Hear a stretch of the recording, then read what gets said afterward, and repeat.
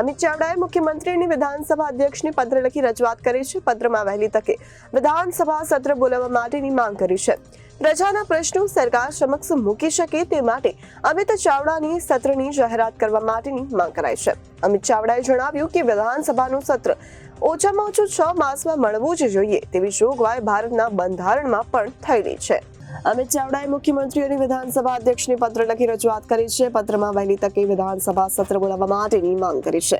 પ્રજાના પ્રશ્નો સરકાર સમક્ષ મૂકી શકે તે માટે અમિત ચાવડાએ સત્રની જાહેરાત કરવાની માંગ કરી છે.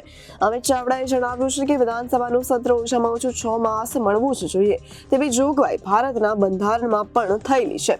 તે બંધારણની જોગવાઈ મુજબ વિધાનસભાનું સત્ર આગામી ઓગસ્ટ માસના અંત પહેલા આહવાન કરવું પડશે.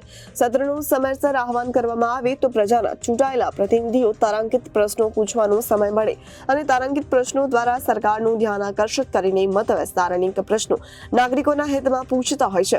આવા પ્રશ્નો પૂછવાનો આશય નાગરિકોના પ્રશ્નો સમસ્યાનો હલ કરવાનો કે સરકારની નીતિઓની ચર્ચા થાય તેમજ કોઈક જગ્યાએ ગેરરીતિ કે અનિયમિતતા હોય તેવા સંજોગોમાં પ્રશ્ન પૂછવાથી તેમાં સતર્કતા આવતી હોય છે અને ગેરરીતિ અટકતી હોય છે. ગુજરાતની વિધાનસભા એ લોકશાહીનું મંદિર છે ને પ્રજાના પ્રશ્નો ત્યાં વિધાનસભામાં રજૂ થાય, પ્રજાનો અવાજ ત્યાં પ્રજાના પ્રતિનિધિઓ બુલંદ કરે ને એટલા જ માટે બંધારણની જોગવાઈ મુજબ દર 6 મહિનાના અંતરે વિધાનસભાનું સત્ર મળવું ફરજિયાત છે. ગત બજેટ સત્ર ને આજે 6 મહિના પૂરા થવા આવશે. ઓગસ્ટ માસના અંતમાં 6 મહિનાનો સમયગાળો પૂર્ણ થાય છે.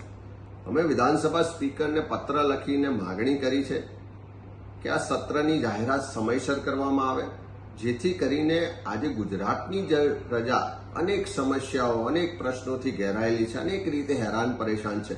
આજે ગુજરાતના તમામ પરિવારો મોંઘવારીથી ત્રસ્ત છે, ભ્રષ્ટાચાર ચારે તરફ વ્યાપક છે, અનેક યુવાનો આજે સરકારી ભરતી માટે આંદોલનો કરી રહ્યા છે, ભરતીમાં મોટા ગોટાળાઓ બહાર આવી રહ્યા છે, ભૂમાફિયાઓ બેફામ થયા છે, ચારે બાજુ જમીનોના કૌભાંડો બહાર આવી રહ્યા છે, ખનનના કૌભાંડો બહાર આવી રહ્યા છે.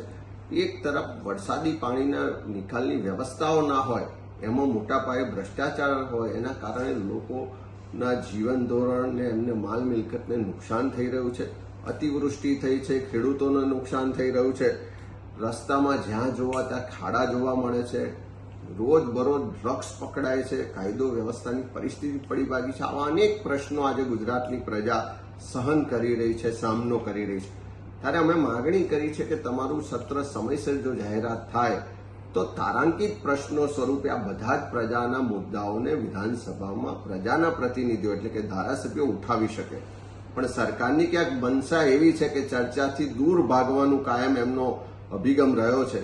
એટલે વિધાનસભાનું સત્ર ટૂંકી નોટિસથી બોલાવવામાં આવે જેથી કરીને તારાંકિત પ્રશ્નો પૂછી ના શકાય.